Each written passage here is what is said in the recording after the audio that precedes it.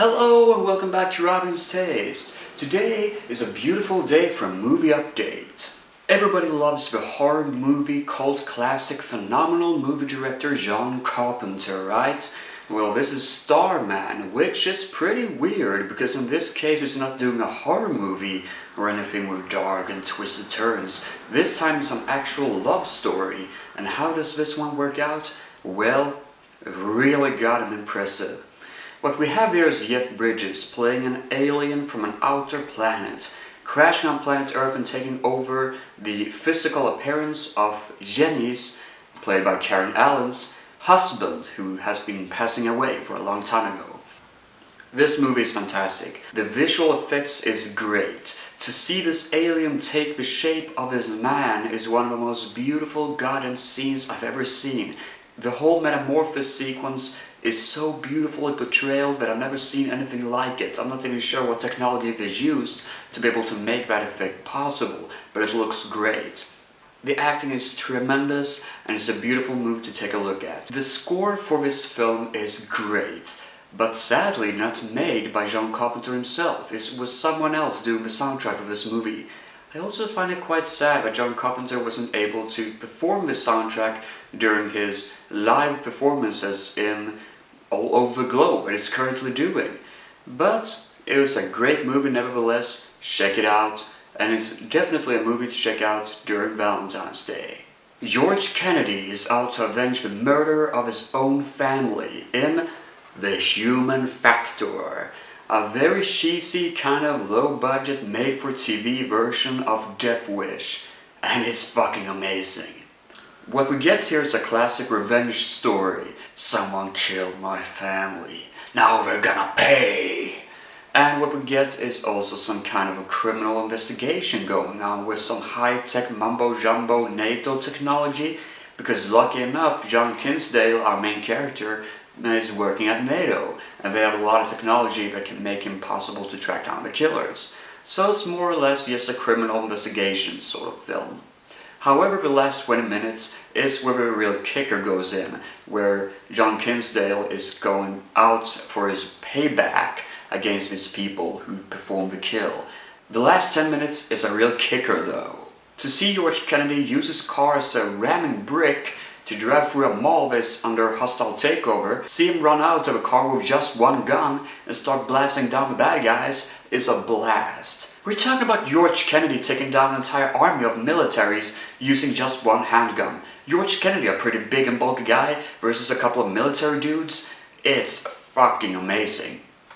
Up next on the list is The Founder, starring Michael Keaton. The story about the crafting of McDonalds may not be 100% accurate in this film, but it's still pretty goddamn creepy.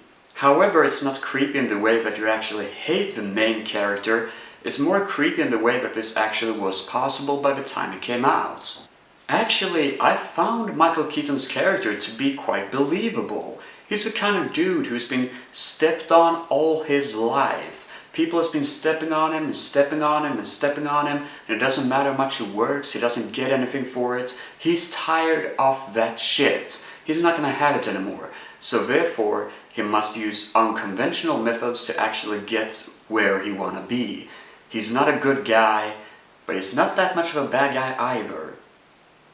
I was kind of scared that this was going to be a Martin Scorsese lookalike film where people are cursing in front of a camera, talking like I am right now, about why he did what he did, but instead it transforms to become a quite believable story about human ideals and human goals that goes a bit too far. I'm also quite surprised that this movie was even made in the first place, since, let's face it, McDonald's is a really huge company, and to see someone trying to bash it down a little bit by telling the real-life story behind it is kind of a rude thing to do. But yet again, you gotta be honest, the entire concept behind crafting McDonald's is pretty goddamn genius, even though obviously it has some very dark sides to it. This film was released 2016 in America, but 2017 here in Sweden. So technically it's a favorite movie from 2017 for me. It's on my top 10 list, and if you want to know more, you can check out Robin's Taste on Letterboxd, where I obviously is trying to keep you guys updated on what films I review. Storm is a Swedish film that a lot of people are bashing, at least here in Sweden. There's so many people out there who believe that Swedish people can't make movies. And to some extent I'm one of them, but also I want to be keeping myself an open mind, and I want to watch more Swedish films to actually break that rule. In other words, I really want to see something that can break down the barrier and tell people that yes, Swedish people can make movies, and I think Storm is a great example of this. Storm is a surprisingly high-budget film, really quality-wise, with great acting, great performance, and it looks goddamn beautiful. The story goes about a man who finds this mysterious object, and people are chasing him to get that mysterious object, most likely supernatural people. The entire film is basically one of those movies where you're not quite sure what is actually going on, but if you sit back and enjoy the ride, you're in for something that is quite different. If you like movies like Phantasm, where surreality blends in with reality, you'll enjoy this movie a lot. And since I'm a big fan of Phantasm, I also gotta mention that yes, they do actually mention Phantasm too in a Swedish film. That alone gives this movie an ace 5 out of 5 for me. I've gotta be honest with you, I don't really have a lot of problems with Storm. I enjoyed it for what it was. It's an interesting presentation with both surreal images and surreal items, but also a story that's surprisingly dark, with some twists and turns about why this main character behaves the way he does. And yes, I actually enjoy it for what it is. See no evil, hear no evil. Richard Pryor plays a blind man, and Gene Wilder plays a deaf guy. Both of them become the best of friends and trying to communicate as much as possible. The only problem is that they both happen to be witnesses to a big murder case situation. Now they got killers chasing after them, the cops are believing that they are responsible for the murder, and they're trying to survive as much as possible, being both blind and deaf. The movie is fantastic. Check it out. I don't know what else to say about it. It's great. The story and the setup behind it is fantastic, and the comedy is tremendous. I've heard that Richard Pryor and Gene Wilder apparently did a number of films, but this is the only one I knew of, so I'm definitely gonna check out more about this comedic duo. Yes, this film is fantastic. Check it out. There's a lot of great gags, and it's just one of those movies where you can sit back and laugh your ass off. Kill Your Friends is the weakest movie I'm gonna talk about in today's episode. Nicholas Hoult plays this music producer, and he's very interested in getting the high top of all music producers. So what is his plans? Well, to kill off or somehow frame the rest of his co-workers so he's able to gain that top billing in his company. So what's the big deal about this film? Well, they try too hard to be cool. It's one of those movies I like to call fuck yeah movies, where they curse a lot, they're talking directly to the camera, they have a badass attitude all the time.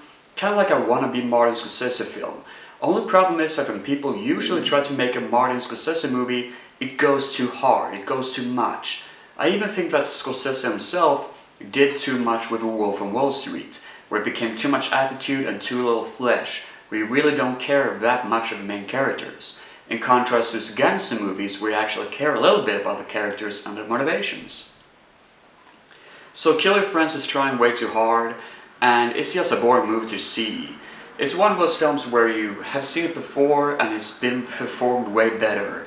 I even think Nicholas Hoult, who's a great actor, was kind of misled in this title role. I believe maybe he wanted to do something more grittier after X-Men and all those films, but I don't really think it was necessarily the good actor to play this kind of character.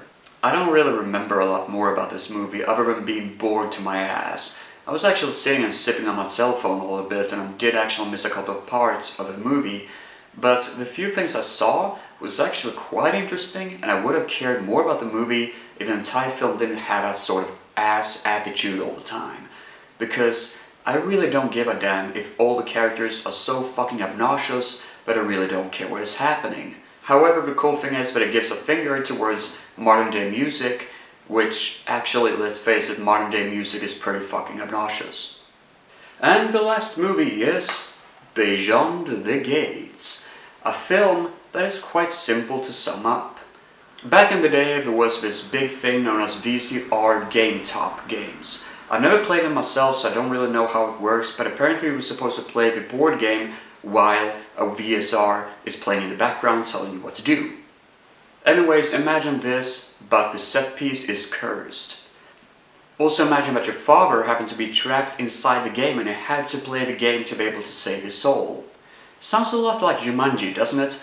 Well, that's the set piece behind Beyond the Gates, only that it's more horror orientated, with zombies and stuff. Sounds pretty goddamn good, right? Well, sadly it's not that great. It goes almost 20 minutes until something actually happens and they actually begin to play the game, and I don't think the characters are really something that you care about that much in this type of movie. You want to see monsters, you want to see cool effects, you want to have a good time, but this movie is trying too hard to make something serious out of it. And here, within, lies the problem. The movie needs more budget. The movie doesn't have up much of a big budget to be able to build all these cool scenes. We have one scene where one zombie is attacking our main characters, but it's just one zombie, and it's quite easy to kill, so there's no real reason to actually show that scene in the first place. If they could have done more, if they had more budget and could actually do something cooler with that scene, like throwing a guy out of a window, or maybe breaking through a wall, something like that. But it was more just taking place in one room, and it didn't really happen that much. Over to the good stuff with the movie. The acting is actually really good. I do like Chase Williamson, and he was the main reason why I bought this film in the first place, because I'm a big fan of John Dance at the end. The movie is also not that long, just 1 hour and 20 minutes, so it's an easy watch. The light effects are great, the cinematography looks great, and yes, I'm actually having a good time watching the movie now and then. The soundtrack is fantastic. Check out the soundtrack on YouTube, could be one of the most interesting synth soundtracks I've heard in recent films, alongside with It Follows. Not saying that it's horrible, just saying that it could be a lot better if given the possibilities to invent more for us as an audience to look at. Still, if you think that the story is good and that you really want to check it out nevertheless, it's totally worth a buy, but don't buy for too much of money. It's not worth that much. Here are some other films that I have not seen yet, but I may talk about next time. I have, however, already seen Adventures in Babysitting, which I borrowed from a friend of mine. I'll see if I can talk about this at another moment. I have also seen Miracle Mile, a fantastic film, truly amazing, and I'm still trying to find words to explain my love for this film to you guys. I really want to see this one, Enrages or something, a French Blade Runner-like movie. I'm still very worried about this picture, because usually this company, Studio S, is overrating what they're trying to sell. Sword and the Sorcerer. This is a movie I always wanted to avoid, since the director happens to be Albert Pyun. I did not know this when I accidentally bought it, but I think it's gonna be trash. Blood Rage. A rather interesting slasher film, I hope. I have not seen it yet. Paprika. I've heard some good stuff about this, and I'm always open for anime, so we'll see what I think about that one. Dragon Slayer. This is a film that I always wanted to give a check out. Caroline. Also a movie I borrowed from a friend, so I'll give it a check out anytime soon. And the last baby is 16 Candles, a coming-to-age drama film. And I've always been a sucker for John Hughes, so I look forward to this baby. So, I guess I'm done with this video. Thank you very much for watching, you guys, and take care.